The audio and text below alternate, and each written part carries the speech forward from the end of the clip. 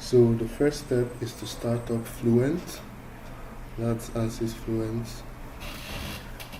Then we're going to draw the geometry using space claim. But before that, let's check out the geometry we're about to draw. It's a simple one, it's not that difficult. It's just a block of paraffin wax being irradiated with radiation, and all around it we have adiabatic walls. The dimensions are 10, 10, 20, and these are the properties of paraffin wax. They can be gotten online from any notable source. Okay, let's continue. So we're going to draw the geometry in space claim just as we have seen.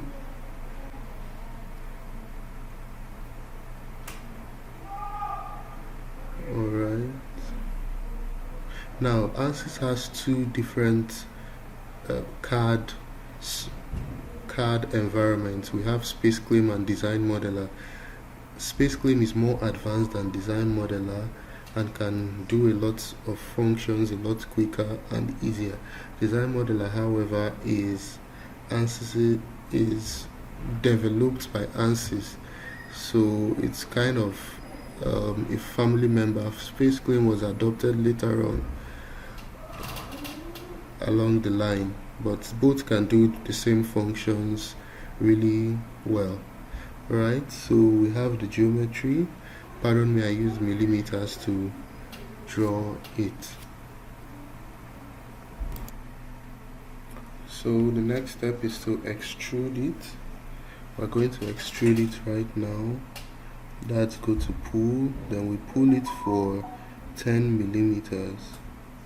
Sorry, that's 100 millimeters. It looks a bit flat. Let's fix that. Okay, so we'll just use another extrude, or rather intrude, depending on the direction you're going, to make it a little bit smaller. I don't want my surface too large for our irradiation to.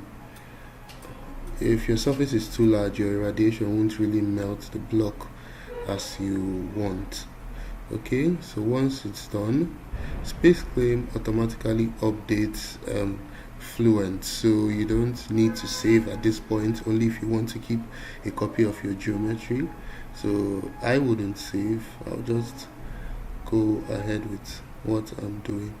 So alright, so back to workbench. Then the next thing is the meshing. So you can notice the algorithm or the sequence. That's the meshing that we need to do now. I think I'll save the work at this point because it will, if we have any error, it can get corrupted if not saved properly. Alright, so this is the meshing environment for ANSYS. And meshing is simply converting a geometrical domain to a mathematical domain, and ANSYS really does that neatly. There are various ways you can do that, and this is one of the ways. ANSYS has different, I think, two software packages rather that I know of that can do that. This is one of them. Alright, so the key thing is to select all the faces and name them. If you don't name your faces appropriately, you have problem during the main simulation. So this is the top face, or let's just leave that as top. I think top is fine. Yeah, top is fine. Okay, then we right click again. But this time we'll select all the faces since they are similar. Every other place is an adiabatic wall, so we'll hold Control and keep on clicking along on every other face. We rotate, click, rotate, click, and just a reminder, I'm using an external mouse. That's why everything is easy for me. I advise you do the same. If not, CAD will be really difficult for you. The trackpad is not just designed for CAD software packages. Alright, so those are our selections. The top, let's go to Isometric View, the top, and the other faces. Those are our adiabatic walls.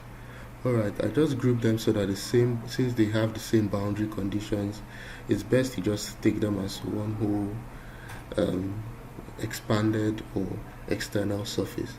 Okay, so for the meshing, we just need to adjust the sizing, adaptive sizing. Yes, we need the sizing to be adapted. Then the resolution of the mesh, 6 is okay. So we go to generate mesh. If you want higher resolution meshes, you can do that by changing the sizing, but for this it's rather straightforward. It's melting and solidification. It doesn't really involve moving parts, so this will do. If you are doing a mesh with a lot of moving parts, just like a turbine simulation, you need your meshes to be really accurate. That's very tiny, so that they will be able to compute movements along small degrees of rotation or small millimeters of translation. But for melting and solidification, this can do the job really well. The more meshes you have, the more computational nodes you have, and the longer your simulation takes. So we go back to Workbench.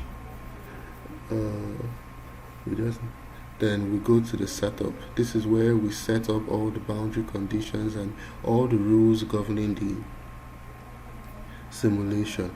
So remember the flow. The first step, we drew the geometry. Second step, we converted the CAD domain to a mathematical domain using meshing. Now we set up the boundary conditions. So let me change my units to degrees Celsius. That's perfect. I used to work in Kelvin, but Kelvin just doesn't fly for me anymore. I can't really visualize things and put things into concept, so Celsius is better. Okay. Then alright, let's update this. Sorry, I forgot. We have to update the mesh so that it will be translated to the setup. If you don't update it, you can't see it in the setup. So that's alright. It has been updated. When I was starting out, that gave me a lot of problems.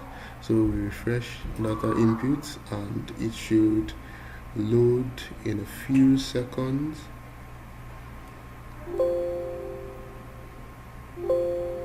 Alright, yeah, here we go.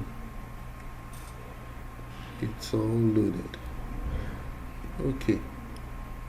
Okay, first of all, we need to use the Transient Solver.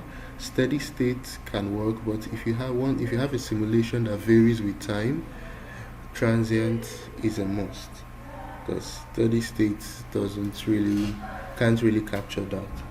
Gravity, we don't need to put gravity. It's not really a flow problem per se, it's just a heat transfer problem. Alright, that's done. So we go to models. Those are the equations or governing principles that will apply in our simulation. Energy equation is a must when you're dealing with heat transfer. The next is melting and solidification. Solidification and melting. Those are the two we need now. We won't really use turbulence model because it's not really a flow problem. So the materials. So we're going to change air now to our custom paraffin wax. So it's just as easy as renaming it and putting in your variables, which are the properties. So we call that pwax. We'll leave that. So now our property table will come in handy. So we'll open that up from Microsoft Word. Yeah, our density 1500 kg per meter cube. Sorry, a lot of windows are open. Just paste that in. Our specific heat 2090 joules per kg. Take note of the unit. ANSYS works in SI units, so that's joules, not kilojoules. Or you can set the units by set it to SI units. That's joules. Alright, watts, not kilowatts. So if you get a table online that all these values are in multiples such as kilos, mega, just convert it to the simplest form.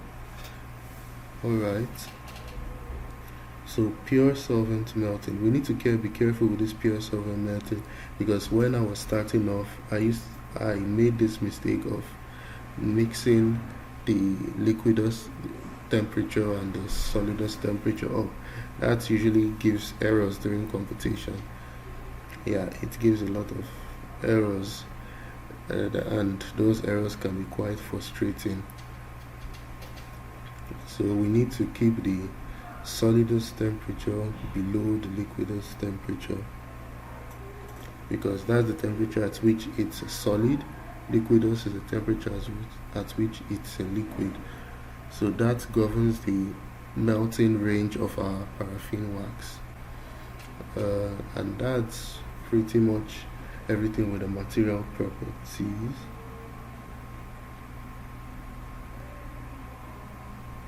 Okay, let me just fix this. 59. Okay, so we go to change or create. Yeah, and we have to overwrite it. Yes, we want to overwrite air. So we have no air anymore. Air has been changed to paraffin wax, and we can leave the aluminium just around it.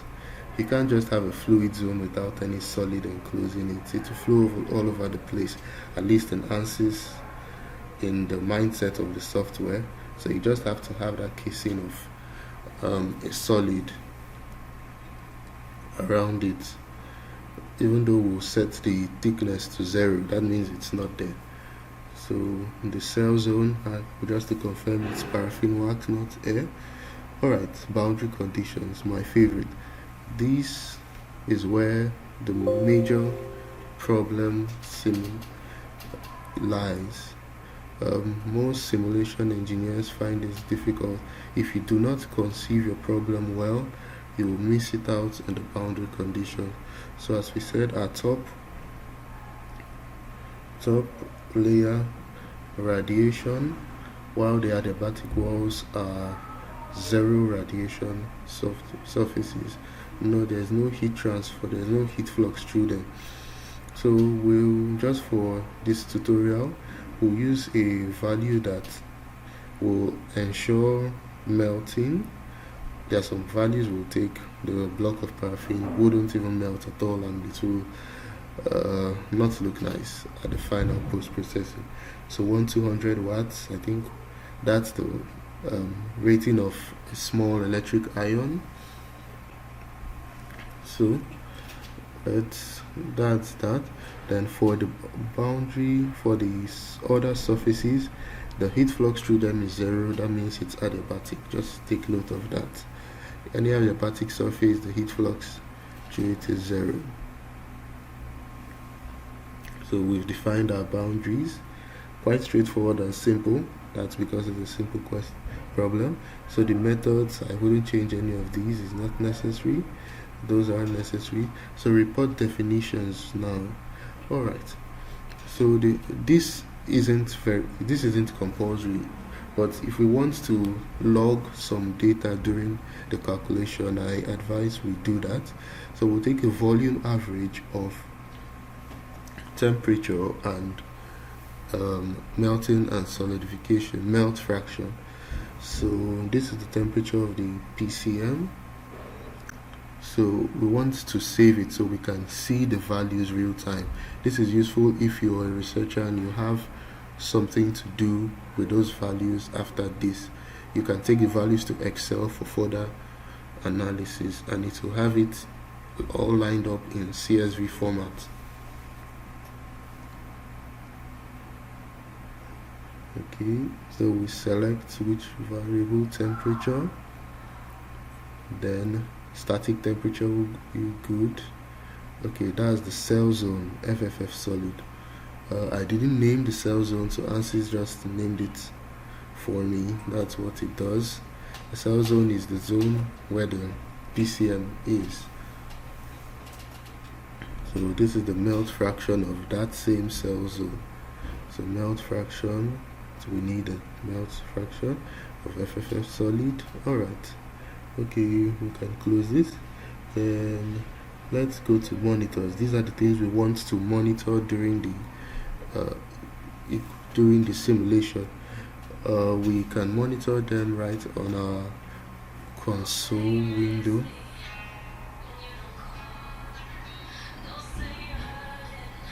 So we want to monitor melt fraction, as you can see, and paraffin wax temperature.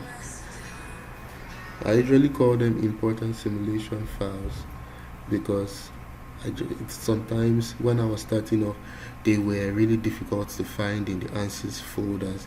So they can be called report file 1 out, and you wouldn't know where it is. So once you see important simulation files, it's screaming, hey, hey, open me, here I am. Alright. So we add pwax. Okay. Close. And then initialize. We'll just use a standard initialization for now. I use hybrid initialization when I have to do with motion cases. So for the saving, we'll save every 5 time steps.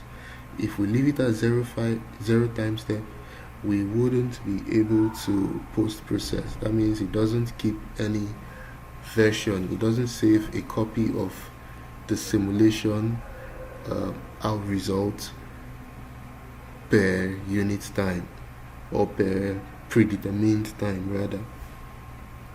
So the simulation will be 10 time steps for 160. Okay, so if you want to know the length of time, just do 10 times 160. You get the length of time of the simulation. Alright, so we can start simulating now. Okay, you can notice after a while our plots began to show, and it's okay, calculation complete. So let's go to post processing. Just ignore that. Alright, so this is ANSYS CFD post.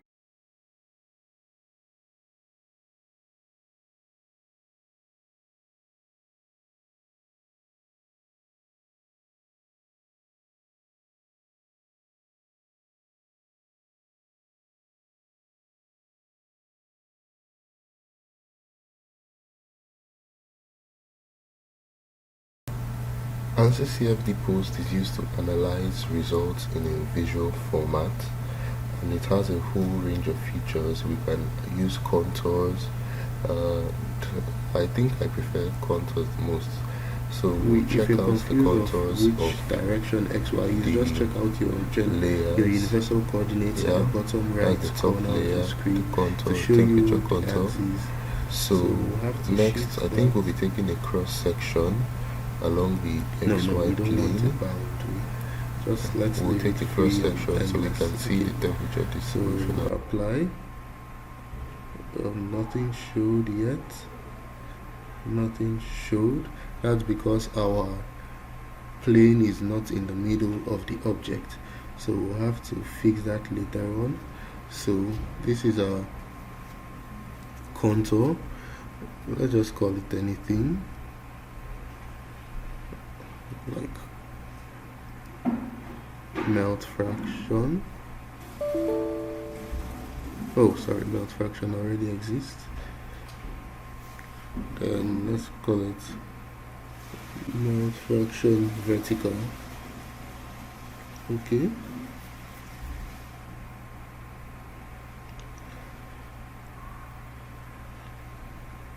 Alright, so we need that on the vertical section. So we need to fix this now. We just keep on adjusting it until it appears. Yeah, that's it. So we had to shift the plane to the center so we could see what's going on.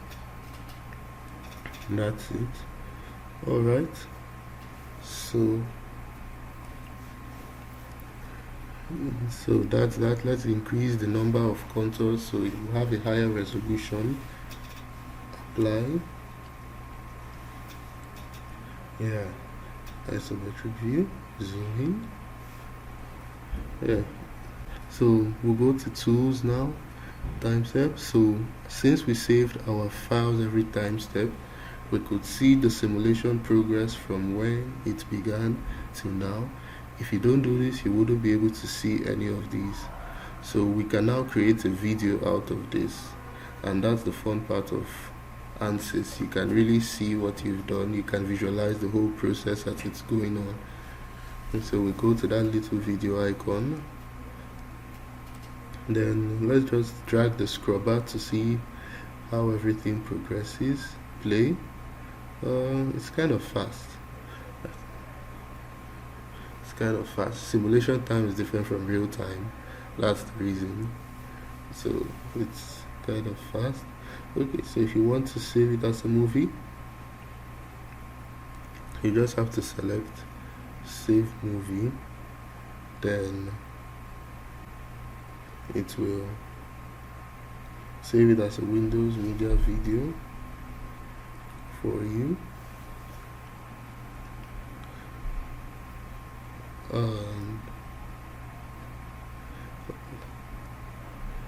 Yeah, let's just save it as anything. Then once we press play, it renders and saves it.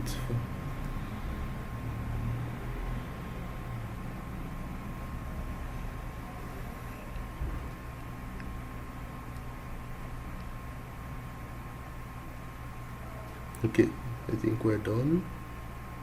So let's check out the video. Yeah, as I said, it's not real time. So thank you for watching.